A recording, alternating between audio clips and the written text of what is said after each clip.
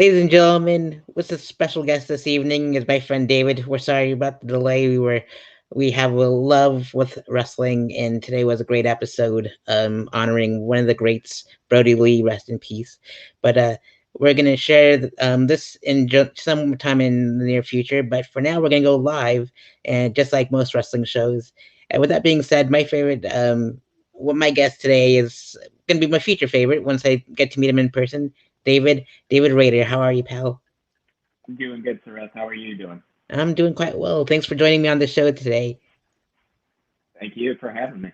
You're welcome indeed. And Kevin's a fellow wrestling fan, and that's how we got to meet. And he connected us and recommended you for the show. And it's pretty cool that we got to pick each other's brains about pro wrestling and how we grew up. We both grew up watching it and stuff. And like we talked about our favorite wrestlers, and I said he wasn't he was shocked to hear about who my favorite wrestler was, and it was Sabu. And who's your Yeah, favorite? a homicidal, suicidal human highlight reel. Um, Absolutely. Man, my absolute favorite. That's tough to say. My first favorite when I was a kid, I started watching WCW in '96. So my first favorite wrestler was Crow Sting. So it was really cool when he re-debuted a couple weeks ago. I was really excited about that. But I'm like at the age now where like nostalgia isn't like necessarily fun for me anymore because a lot of time actually has elapsed. Like it used to be, you know, I would read like a BuzzFeed article about remember this from when you were a kid, and I was like, yeah, 10 years ago, not bad. I'm only 21 now. But like now, I feel like Crow Sting. I'm like, Jesus Christ, that was 25 years ago. I was rooting for that guy. That's a bummer. But he was definitely my first favorite for sure. So I'll go with Crow Sting. I'm also wearing right now a shirt for Sonata from New Japan. Ah, Got very Wrestle nice. Kingdom coming up next week. I'm rooting for my boy against Evil. Love Sonata. I love all those New Japan guys and stuff. But yeah, it would definitely be Crow Sting would be my first one. Heck yeah. I can't wait to see what the storyline with him and Darby is gonna be. So it's gonna be pretty awesome. Yeah, it's interesting. Indeed. So David, you started performing at the Laugh Comedy Club in 2011, and you opened for Dave Landau, Stuart Huff, and Warren Ray. And what was that day like for you? Oh, those guys, those guys are all great professionals. Warren Ray, I think, writes uh, fucking military romance novels now. That one was kind of a gag. But Stuart Huff and Dave Landau are great. Dave Landau, I think, works for, I think, Opie and Anthony Radio now. Um, the thing about where I started, and this is the thing for like a lot of like comedy clubs and like flyover towns, and I started in Bloomington, Illinois, which is where Laugh was. You end up getting a lot of opportunities way before you deserve them, and you can't even appreciate what you're getting. So I would work for like Stuart Huff, a guy who's been gigging for, even at the time was probably already, he was a road dog for like 20 plus years. And I had like a year of experience, 10 minutes of jokes, no plan B if anything went wrong. And I would be like those guys' feature acts. And at the time, because when you're first starting out, you don't even really understand how bad you are. You think you're pretty good, and the more experience you get, the more you realize, like you just realize how bad you are. The more experience you get, like experience just means being able to actually understand and pick out your flaws. It's just as much as getting better. So I would be doing these bits and they would be like okay, and then I'd get off stage and Stuart Huff or with any one of the many road comics I opened for would go up and they would crush. And then afterwards I would be like, yeah, me and him are peers. I could do what he does. I just need a little more material. And like now I almost want to like send those guys apology letters and be like, I'm so sorry you had to like follow me. I'm sure you had to spend the first 15 minutes digging the digging yourself out of a hole I made with the audience when I was like talking about like, man, I'm 21 and I think I have the whole world figured out. I feel bad for those guys, but they were all professionals. I really learned a lot just like watching those guys every night. Um, it's a cool thing that you get that you don't get in Chicago. And I think, obviously you get more stage time in Chicago. There's more advantages than there are disadvantages to doing comedy in a major city. But one of the things that was an advantage starting in a small town like that was you actually got to sit there and watch professional comics do it for an hour each night, and you can just watch and learn from them. Whereas, you're in Chicago and you're just doing open mics and you're getting the experience, but also the only people you're ever really watching in person is just other open mic comics.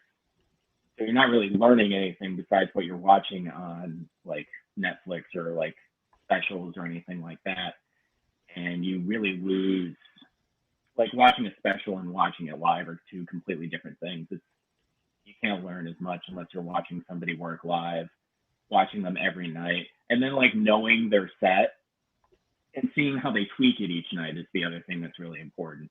How do they react to crowds? How do they twist things? Do they have like multiple punchlines for the same joke? That's something that, from watching comics early on that had been professionals, that's when I realized like, oh, depending on the night, you might have your edgier punchline, you might have your more PG punchline. And you kind of like, you can vary off of it. You can feel out the crowd and just kind of go from there. So that was one of the things that I think was the best about working there and watching those guys. It's just being able to watch and learn and realize all of the things that you need to work on in order to be a professional. Indeed, most definitely. And I totally understand with like the flyover thing and like and the appreciation part of it. And I used to live in Los Angeles, and I would I was a concert journalist out there, and so I would get paid to go to all these concerts, and I would go to all these historic venues, but I didn't know how historic they were until I moved back home to Colorado. And they're like, you know who all performed at those venues, right? And then they give me all these names. I'm like, holy crap! There was a rumor. I forget the name of the bar now. It was down in like Wicker Park, but used to have like an open mic there that was like really bad, and it wasn't bad because of the host. It was just impossible because there was kind of a back room, but there was no way to close it off. So it was just like all the bar noise would bleed in over there. It was just like impossible. I can't remember the fucking name of that bar, but somebody told me once that Nirvana had played at that bar like 25 years before that. And I don't know if that was necessarily true, but that's whenever I went to that open mic a little more often just because of the idea that Nirvana had been there. And I don't even know where they would have played. It probably would have been a completely different bar, but like, yeah, just the idea that they would have been there was enough for me to be like, oh my God, this venue has history. It's like I'm Kurt Cobain. Yeah, indeed. And from moving from a small town to the big city of Chicago, you moved there in 2014, and you mentioned about the bar in Wicker Park and such, and Nirvana playing there. And what was that like? Moving to the big city in 2014 and performing stand up in 2014. When I moved here, I didn't really have any money to my name. The reason I moved here was my first plan was I was going to go to grad school to be a library scientist. And in my hubris, I only applied to like one school, like a fucking idiot. And I didn't get in. And I was like, oh God, I didn't make another plan. But like, I knew I liked comedy and I'd been doing it for a while. And I also think that maybe I kind of like subconsciously only applied to one school, knowing that I wouldn't get into that one. So in my mind, that it would give me permission to move to Chicago to do comedy. So when I started, I lived with my sister lived out in Oak Park, and I stayed with her. And I would take the Green Line into town every night, and I would do open mics like 5 nights a week about. And my shortest commute to an open mic, absolute shortest, would be if I was lucky, there was something in Humboldt Park and I could just take the division bus straight to it. That would only be about a half hour. My average commute to an open mic was about an hour and a half one way. Cool. So I would use that time to like I would listen to my sets from the night before, and I would figure out what I would try to listen to it to be constructive, but that was always really hard because all I really wanted to do was listen to the times I did well because those were the only times I didn't want to tear my own hair out. So I don't know if I used that time as well as I could have, but I would listen to my sets and I would write down I would think of punchlines and like tweak the jokes. And yeah, I would just go in and I would try doing that. And it was really frustrating, but it was also a lot of fun first starting out in the city because the goals were so low. Like at first, my first goal, I remember the first goal I made for myself in Chicago was I want to get to a point where I could go on stage and not watch everybody leave the room to go smoke. And that took about 4 months. Because when you're the new guy, you're the smoke break guy. So like, nobody gives a shit about you. So they would just go and smoke. So I would get to a point where I was like, I just want to make it so whenever they hear my name, they at least stay. And that was my first goal. And then my second goal was, okay, they're staying. I just want to make it so half the room isn't looking down in the notebook at their own jokes. I want to make it so at least half of them are focusing on me. And then I would get there and I would be like, all right, now I just want one new person to tell me good set each night. That's all I want. Just one person to be like, hey, good set, man. Because it showed that they listened and, they still didn't know who I was and I was a new guy, but at least like they were like saying good set to a new person is basically them being like, hey, don't give up yet. That's like all that means, but it means a lot. And I would just kind of go from there. I would set these little incremental goals. And that was a lot of fun because eventually you get to like, oh, I wanna work the road or like actual daunting goals, and that those get a lot harder to pull off. So it was a lot of fun being able to like go out, meet new people. It was a new scene.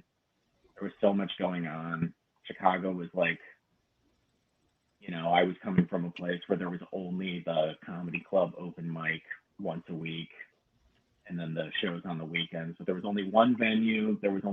You only had an opportunity to go up one time a week for an open mic. You only got 5 minutes. That was all you had for the week. And then eventually, if you got to work the club, then you got to, maybe you get to do a weekend every 2 months or so. So the sheer amount of stage time was really overwhelming. It's one of the greatest advantages, but it can also kind of be a curse in a way because if you don't aspire to grow beyond that, if you're fine just trying to be an okay open mic comic, I think that's a really easy trap to fall into, especially since it's a good social scene, and going to parties and stuff is a lot of fun.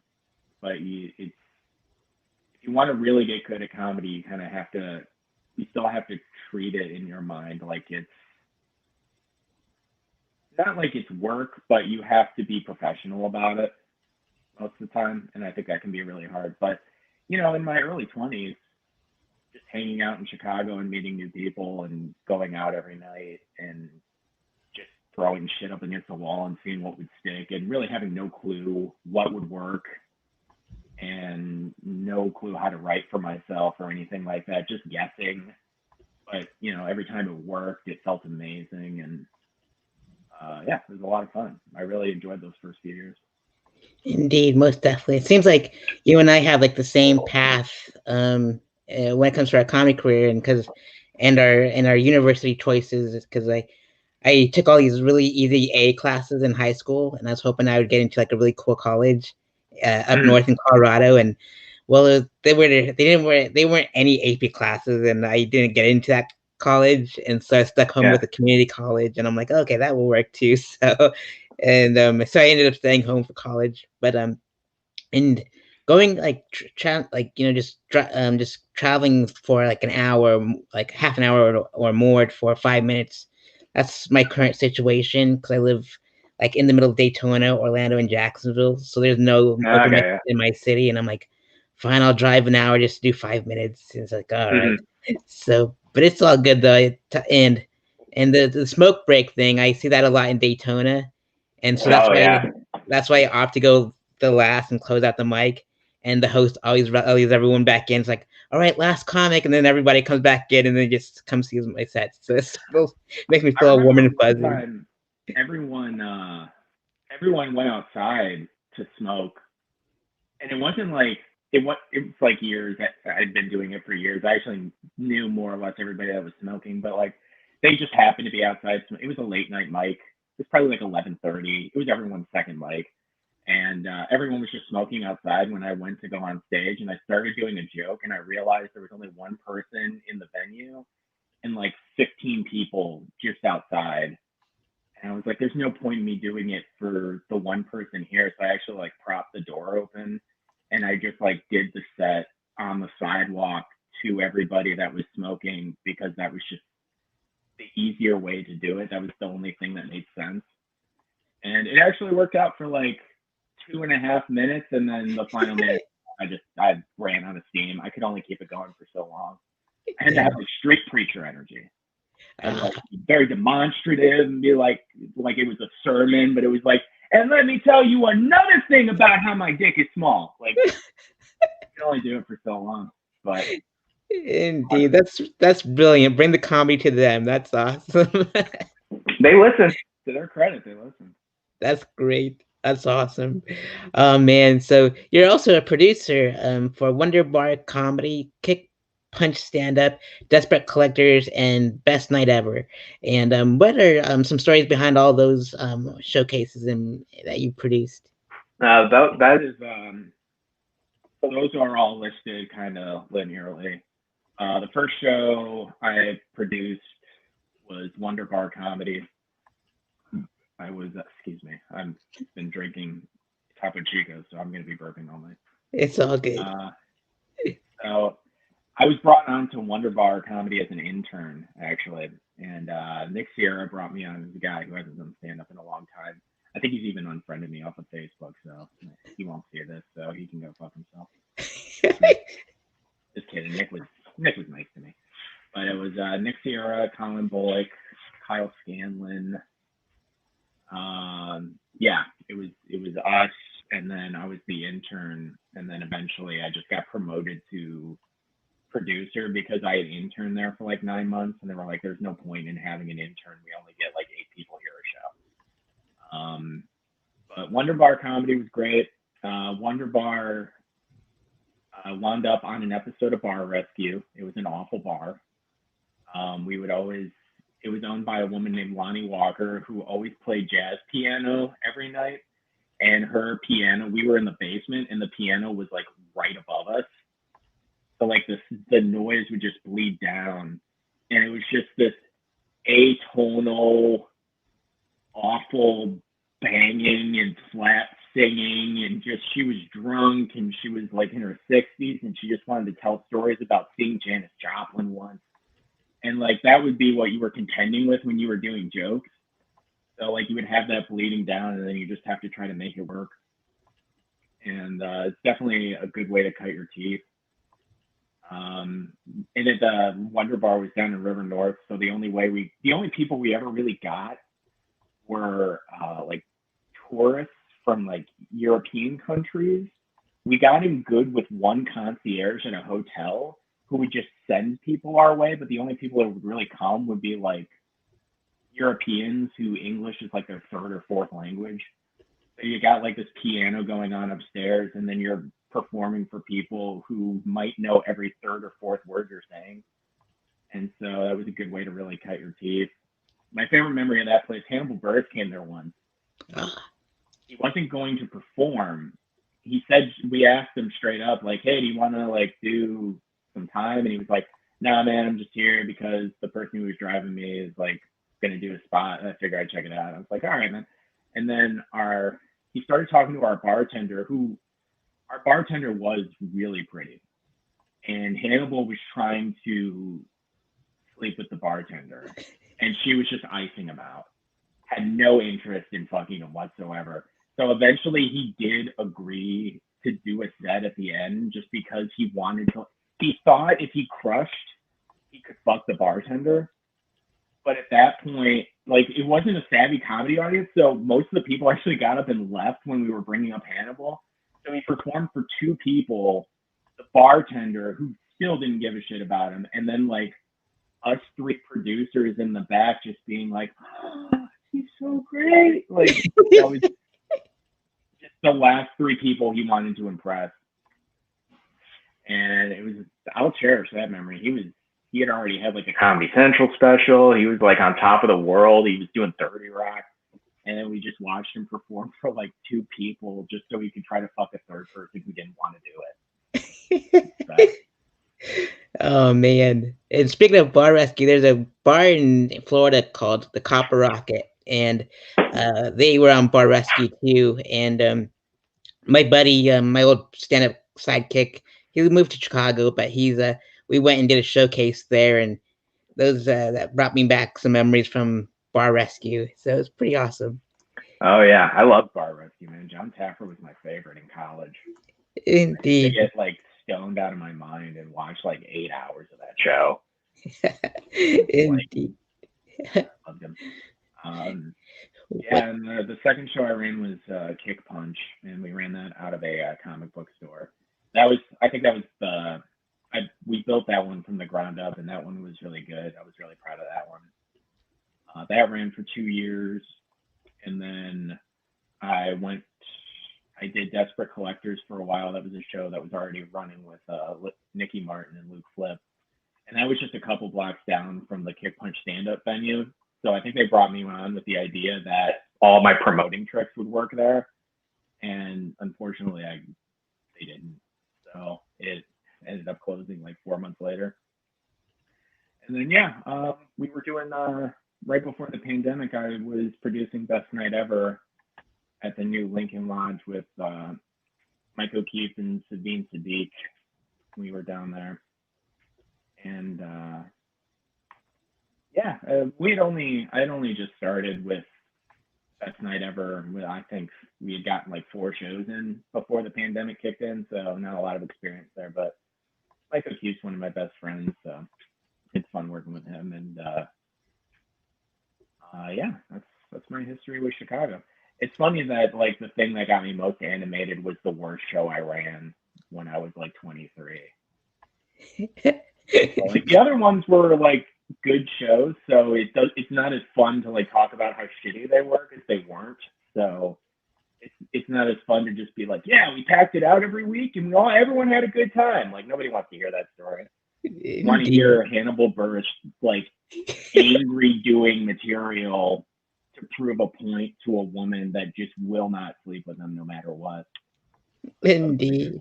Indeed. It's like one of those bombing stories that you have. They're so much better than the ones that they're much more better than the ones that the nights that you do kill, so it's like, nobody wants to hear about you crushing. Nobody gives a shit. Right, exactly. Like, I bombed it so hard on my birthday, like these past 2 years, that I sang "Happy Birthday" to myself with them in the microphone. It was just so bad. The first time my parents ever saw me perform, it was the worst bomb I'd ever had in my life. Indeed. Absolute crickets. That was back when I was working at Laugh, and I did like a weekend, and my parents came down to visit me in college, and I got them tickets to the show, and the rest of the room was reserved for the agriculture fraternity on campus, and it was like Father-Son Week. So it was all these like stern-faced, like American Gothic-looking farmer men, and then like their sons, and then there's just my 2 parents in the middle, and those farmers just hated me. They couldn't have hated me anymore. Just like disgusted with me. And then like afterward, I got no laughs. Afterwards, I got off, and the next comic got on stage, and the way he got the crowd on his side is he just shit on me for like 3 minutes. And like they hated me so much that they loved him after that. It was like, saved the show. Indeed. Oh man, good stuff. I remember the first time I performed in front of my parents. It was the only time too, and I transformed into my superhero alter ego. And then after the show, they're like, "We just don't get it, but we'll support you." And I'm like, "All right, that's fantastic." Yeah, So, I just need support. I absolutely need reminds me of your kick punch stand-up show. And there's a place in Orlando, near Orlando, called Winter Park, and they have it's called the Geekies, and they have stand-up shows there. And I got to see Mm. Dave Stone perform there, so that was a pretty cool gig. Yeah, nice. Indeed. So you also made your debut on Comedians You Should Know in 2019, and what was that experience like? That was awesome. That was the show locally I was trying to do for the past like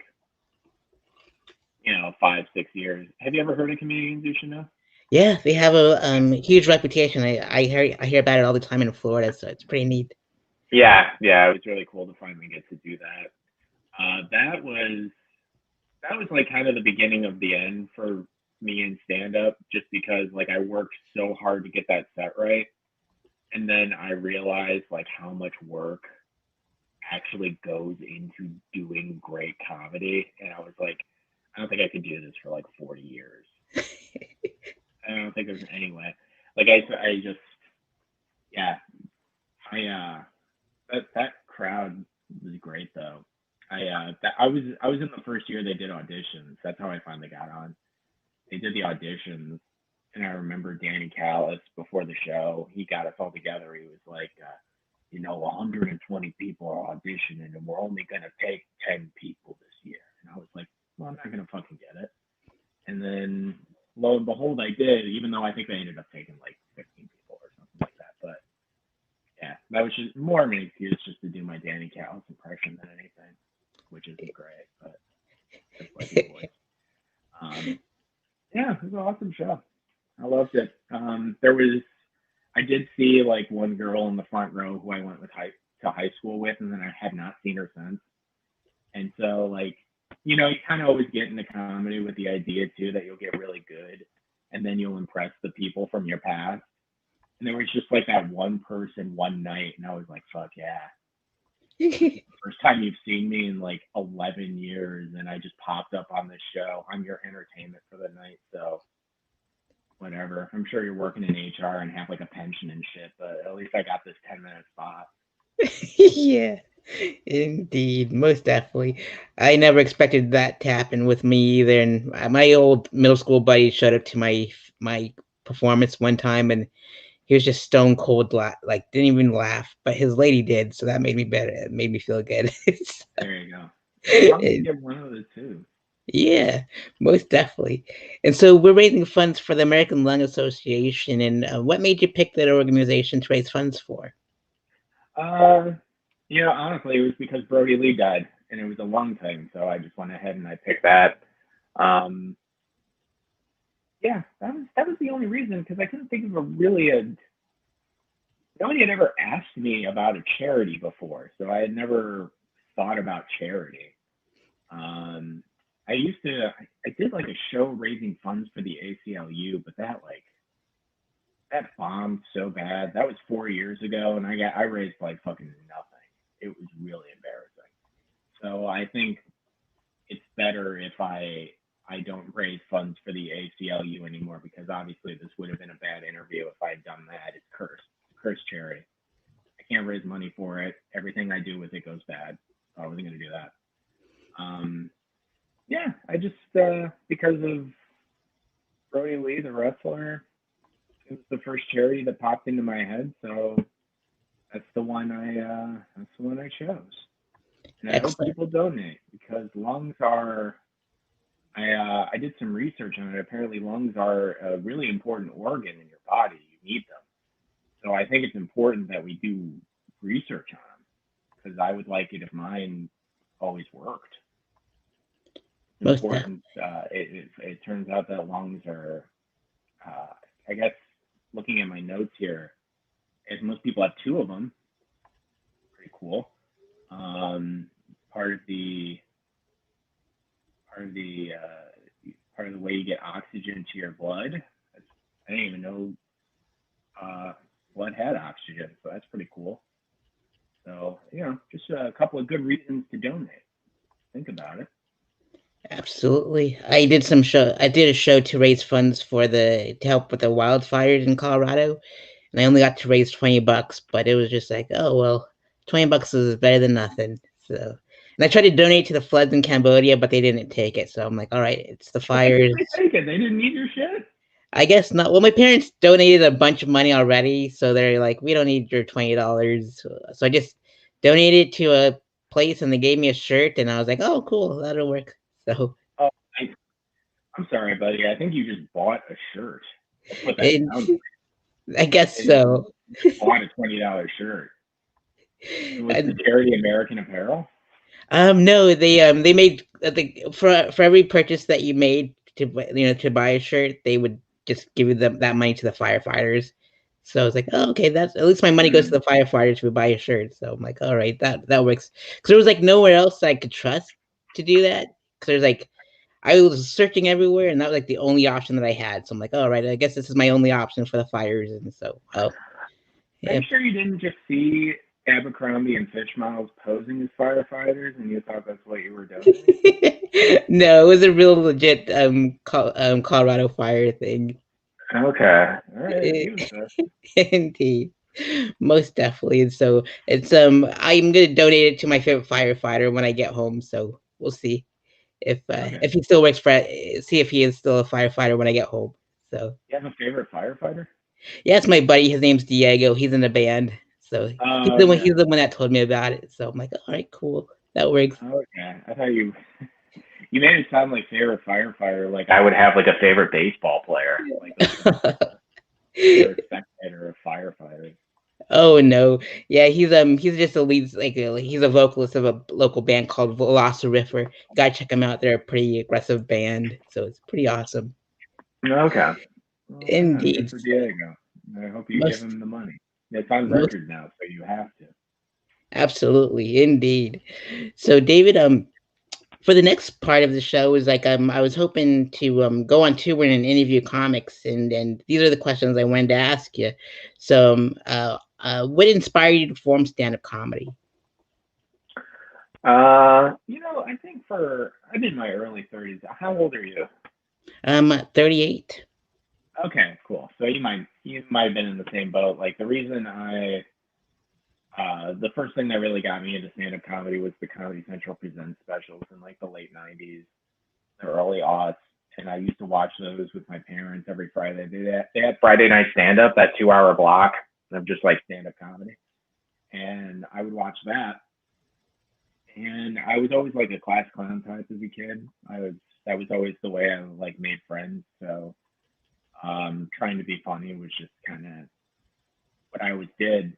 So I figured like stand up comedy was the easiest way to like follow that thought line. And because I watched so much of it, I got really into it. And then I got really into like Patton Oswalt is still probably my favorite comic.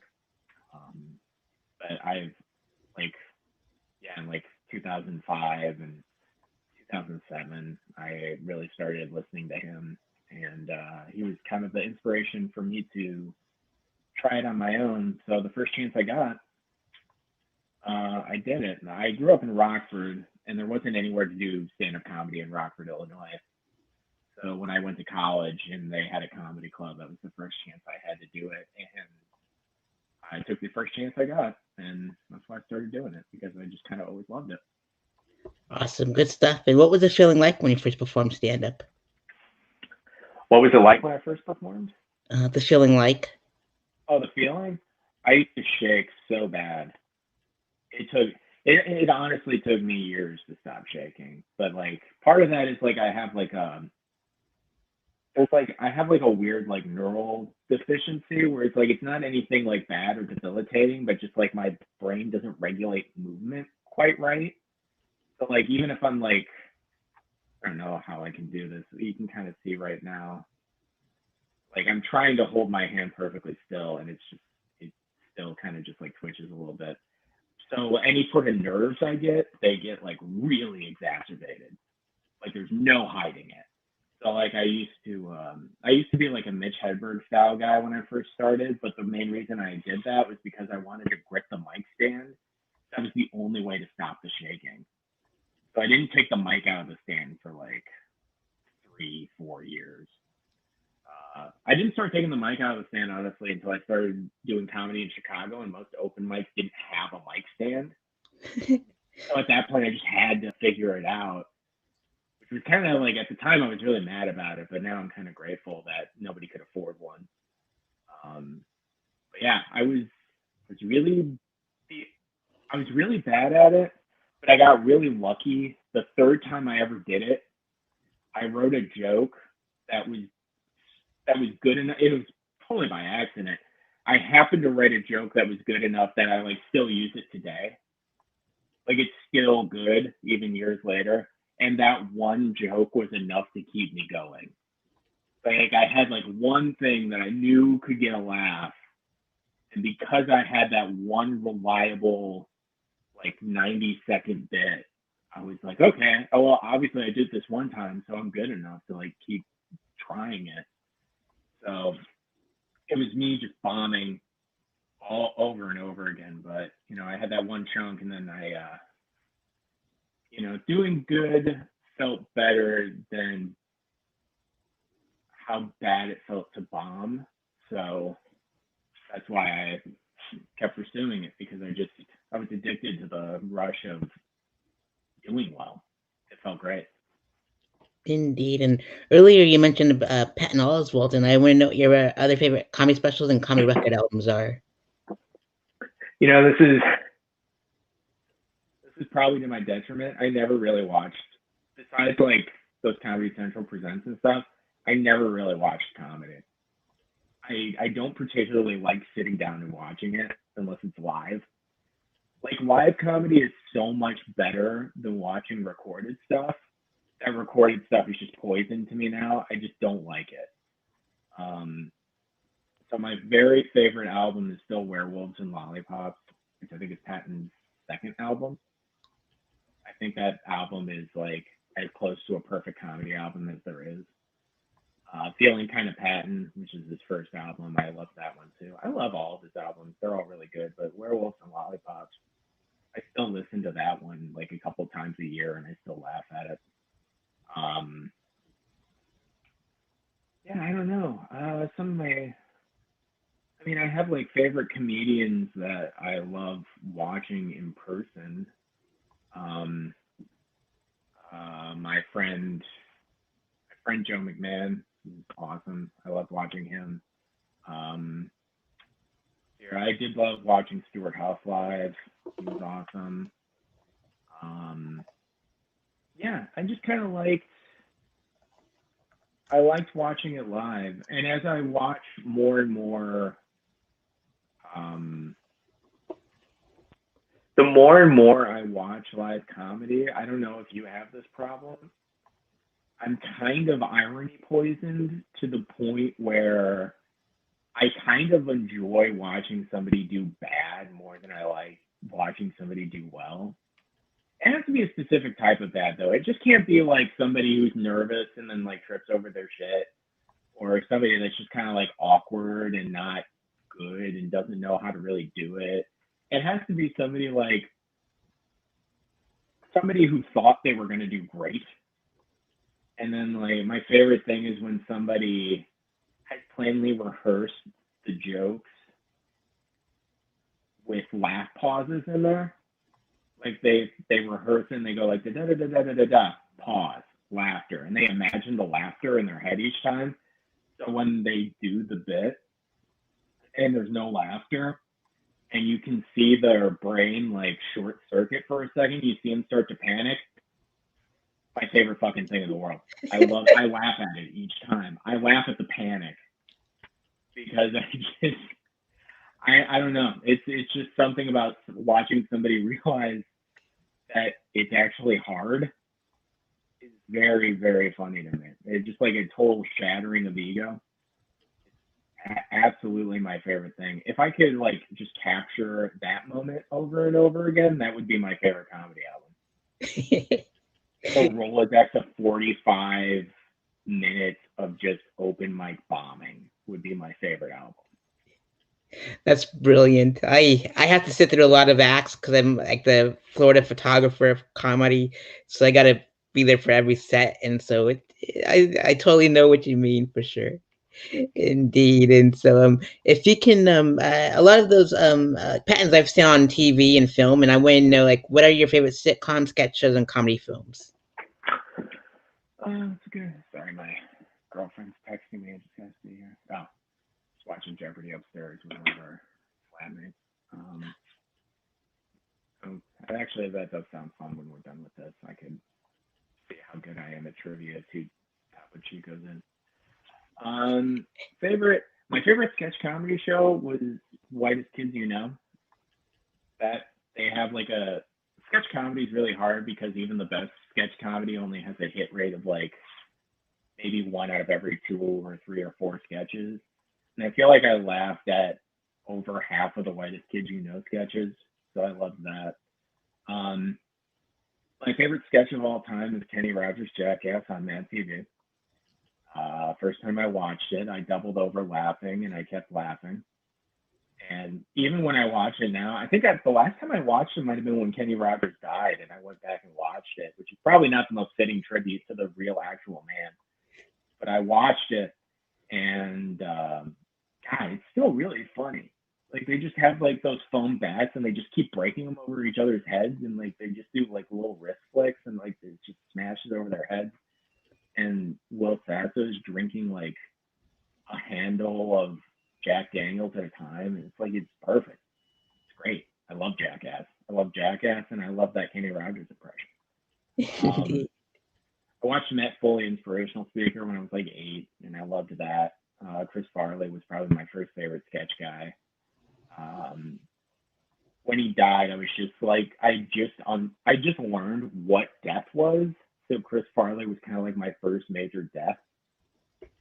Um, but yeah, Tommy Boy is my favorite movie, my favorite comedy movie ever. I think him and David Spade are like just a perfect comedy duo. I think that they work perfect together. The movie's written great. Roger Ebert only gave it like a star and a half, and I think it's the worst review he's ever given. Um, let's see here. Favorite sitcoms? That's tough, man. I never really watched too many. See, I never really watched all that much comedy. Um, I don't know. Like, I really enjoyed. Like, one of my favorite shows to watch was Delocated, the John Glazer show that was on Adult Swim. Did you ever watch Delocated? Didn't I watch like a Metalocalypse and stuff like that, and Oh man, Delocated was like it was a sketch. It wasn't a sketch show. It was a sitcom. But John Glazer plays a guy that's in like witness protection, but he still gets a reality show. So he has to like wear a voice changer and like a ski mask the entire time, and he's just like doing all of the like reality show tropes, but also like the Russian mob's trying to kill him, and Eugene Merman plays like one of the Russian hitmen, and Janine Garofalo's in the show. It's like, yeah, Delocated is like my favorite. It's really funny. C Lab 2021, which because 2021 is coming up in a couple of days, I'm really excited for 2021 just for that reason.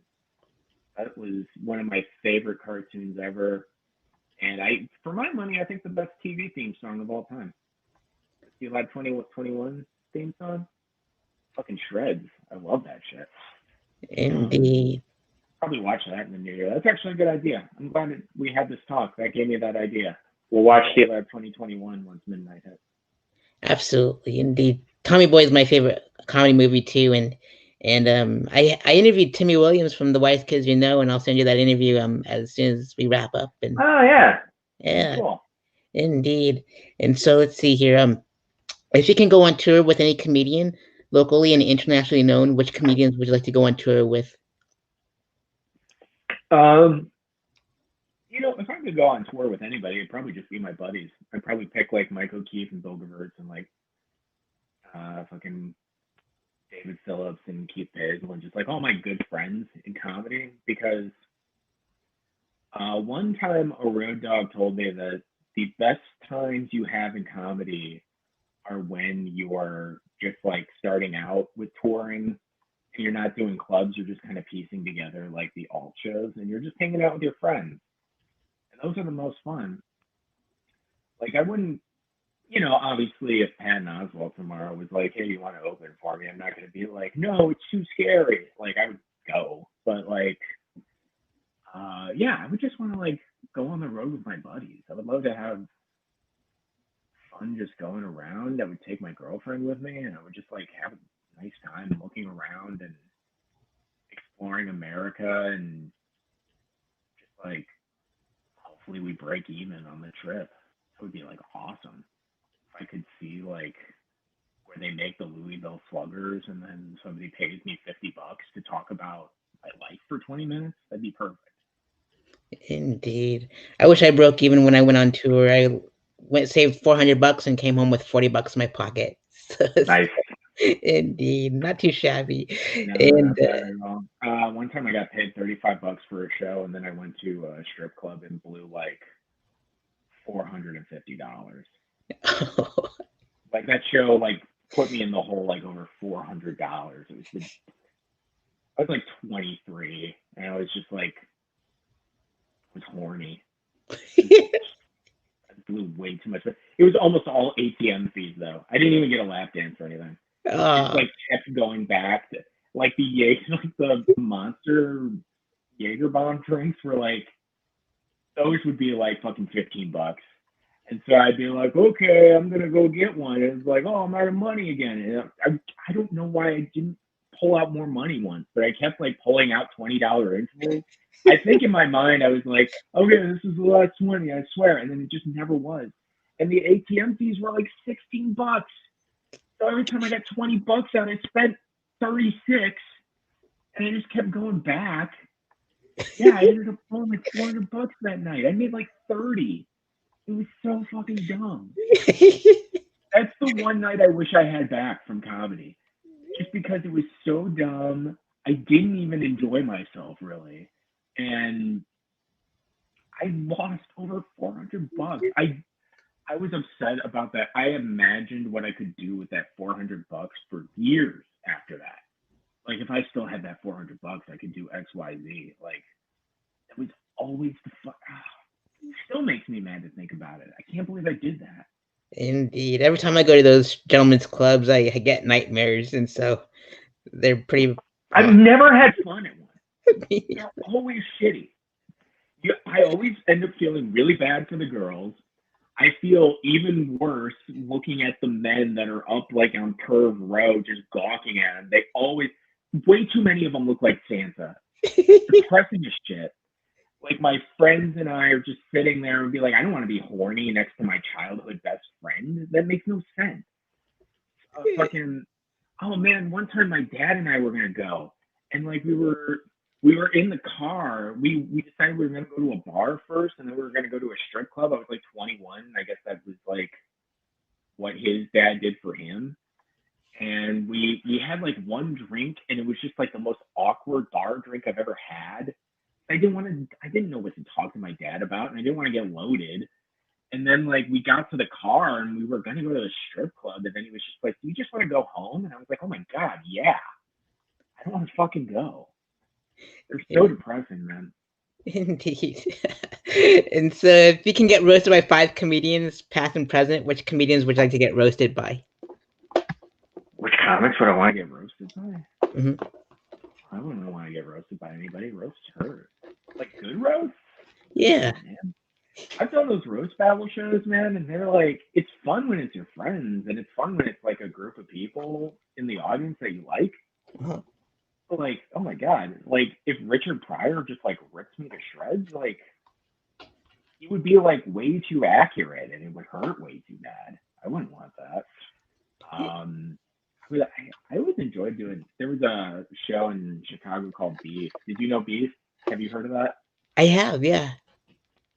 That show was always fun, but the actual roasts were kind of incidental to the fun. It was just like the most rowdy, ratchet fucking room in the city, and it was everyone was just like drunk, and you were encouraged to heckle, and it was just like a madhouse. It's what I imagine Showtime at the Apollo to be like.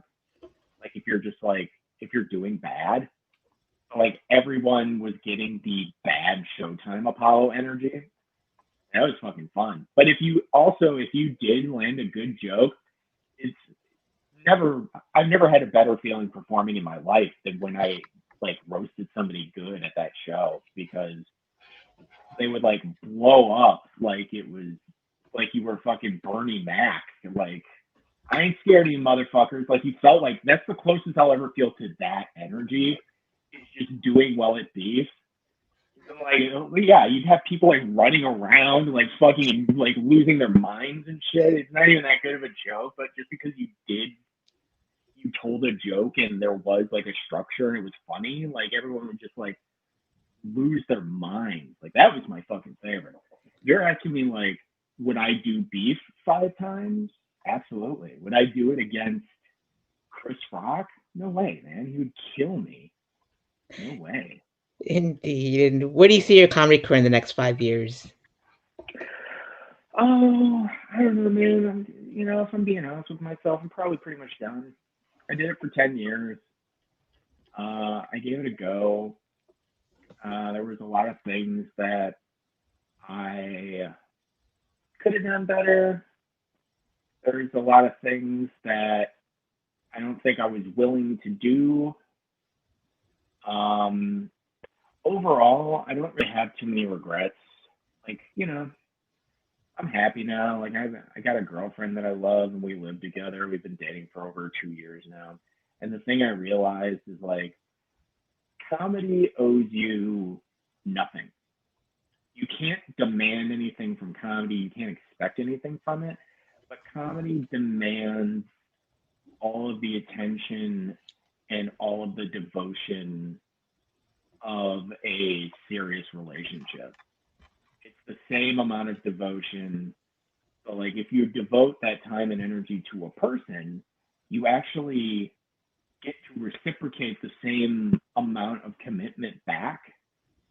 And comedy doesn't do that for you. And it shouldn't. It's never going to. And it's not that comedy is broken. It's not anything that I think needs to change. That's the nature of it. But, you just have to decide eventually, what would you rather do? How would you rather spend your time? And I don't know, man. I finally got a job that has like dental. I haven't gone to the dentist in 10 years. I would rather just like keep that job and finally get my cavities filled in and like trying to grind it out. And maybe if I had gotten a little closer to like my ultimate goal, and I don't even really know what that was, I would have stayed with it. But once everything opens back up, I'm not gonna say I won't like do shows on the road, or I might not. I might write some more things here or there just to keep it fresh for myself. But ultimately, in 5 years, I don't know. Maybe I will. Maybe I will not have done comedy in 5 years at that point. But it was all in my 20s, and it was a lot of fun, and I met a lot of great people. My dad passed away recently, and like it felt like I had like 80 different people I met in comedy reach out to me just to make sure I was doing okay. So it's good community. It's also some of the worst people I've ever met, but I don't have to talk to them anymore. Like, I don't have to see them at open mics or anything. So, yeah, it was a lot of fun, and I hope that maybe in 10 years somebody will remember that I did it. I like to think I was okay, so we'll see. But yeah, I guess that's the answer. It is probably in 5 years I won't be doing anything with it. That's fine.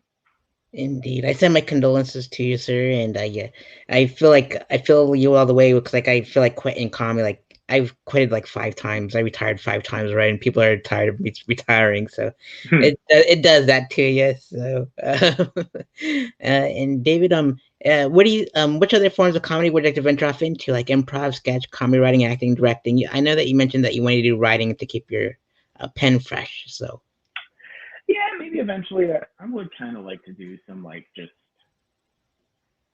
not write for McSweeney's, but kind of like just that McSweeney style like satire writing. I think that's going to be the way I scratch the itch. once I get that bug again. I'll probably end up doing some writing and stuff, doing a blog of some type or something like that. I don't know. There's always like fun, interesting things you can do. The nice thing about all of the technology that, for the first time in my adult life, I can actually afford the technology. Like now that I don't just work in food service 25 hours a week anymore, and I can actually like afford things. You can actually like do some cool stuff with like sound and video and sketch and stuff like that. So I don't really know what I'll end up doing. I'm sure I'll end up doing something. Yeah, we'll see. I'm sure I'll always have some sort of performance bug biting me. I think, like you said, you retired 5 times. Nobody ever really retires. They never do. That's why I'm never going to make a post that says I'm not doing stand-up anymore, because every time I've seen somebody make that post, I see them at an open mic 4 months later. And I'm like, motherfucker, you quit. Like you got 80 likes on a Facebook post saying you quit. You can't just come back and pretend like nothing happened. Like you owe us an explanation, man. You fucked up. I want my like back. It's ridiculous. You were doing like quality joke numbers on a sad post, and then you just came back anyway. That doesn't count. Nope. I feel like Michael Jordan sometimes when he came out of retirement. So yeah, I always feel like Michael Jordan after the flu game because I was always hungover the next morning after I went to mic. And, David, what's your favorite joke a comic has ever written? Oh man, there's so many favorite jokes. The one that popped into my head immediately is my buddy Bill Gevertz had a joke that he came up with when we were doing the show in Milwaukee, and it's not even really that funny, but for some reason I just laugh at it every time. Where he was like, the joke was basically because it was Wisconsin. He was like, there's a rumor that Green Bay Packers quarterback Aaron Rodgers is gay, and if he is, then it would be good if he came out. I think that would be really big moment for American culture. He'd kind of be like the gay Jackie Robinson. Gay Jackie Robinson, by the way, is the name of my new show that I'm putting on down at the theater down the street. The Milwaukee Journal Centennial called it factually inaccurate and upsetting, or like something like that. I fucked up the punchline. But just like the fact that they and Bill would be doing a play called Gay Jackie Robinson, and then the paper would send somebody to watch it and just come back and report exactly what you think the Gay Jackie Robinson would be. It made me laugh every time. I used to ask him for that one, and he also did this. He also did this bit about Magic Johnson that I won't ruin. But every time we did a show together, I would demand. Wouldn't even ask, I demanded he'd do Gay Jackie Robinson and he'd do Magic Johnson. And those are just two bits that I really enjoyed. And my favorite bits were always kind of like spontaneous things, or like things that kind of happened at a show that were kind of unique to that, or like one time I went on tour with a couple of guys, Colin Bullock, Dan Mueller, Max Friedman. All four of us went on tour. And Colin was driving, and he played a song from one of the Real Housewives. That was one of them released an album, and there was this song called "Money Can't Buy You Class." And we sang that song in the car like the whole way to a place, and then we made it a goal for the rest of the tour that when you were performing, you had to work in the phrase "Money can't buy you class. Elegance is learned" in every set.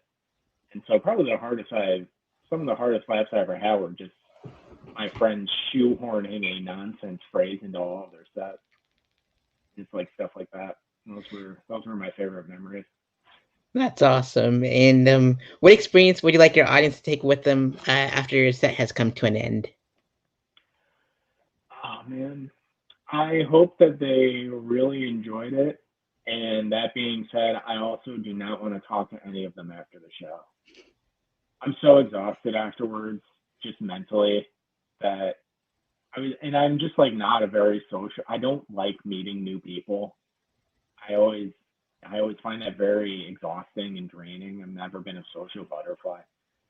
So I hope you enjoy it, and then I hope you leave me alone. But then I also hope that you ask the venue to bring me back anyway. Those are my three big things.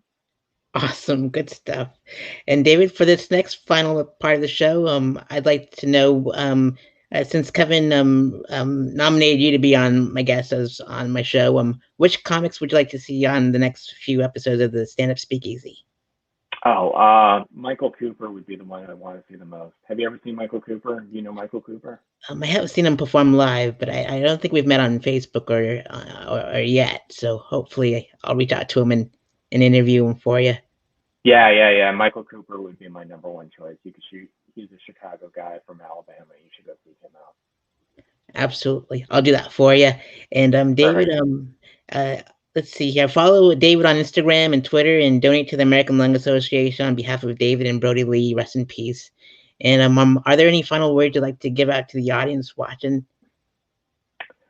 Thank you. God bless. Awesome. And I remembered you put that on the bio too, which is awesome. So thank you so much, David, for being my guest this evening. And it was an honor to talk with you and share our love of professional wrestling and all that good stuff and all that good stuff. Yeah. And Thanks comedy for too. having fun, man. Indeed, David. And I'll piece it together and I'll send it your way. And thank you so much. And I will see you soon, bud. All right. Sounds good. Thank you, man. You're welcome, bud. See you soon. Awesome. And that's the end of the stand